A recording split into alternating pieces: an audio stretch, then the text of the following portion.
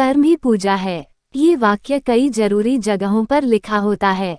Railway स्टेशनों पर, आम दफ्तरों में लिखा होता है, कर्म करना इंसान का पहला धर्म है। कई लोग कर्म को भाग्य रेखा मानते हैं। वो कर्म दूसरा है। ये कर्म गीता वाला कर्म है।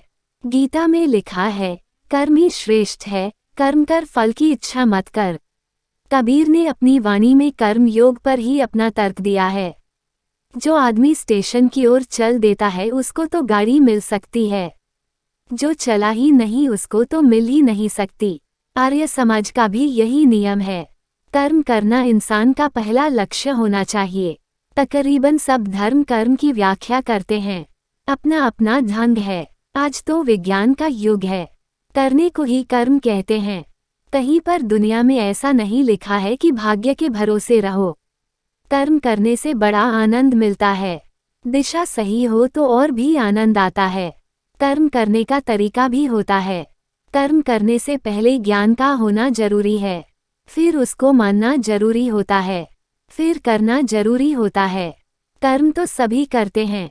कर्म अगर ज्ञान को जानकर किया जाए तो बहुत तरक्की होती है।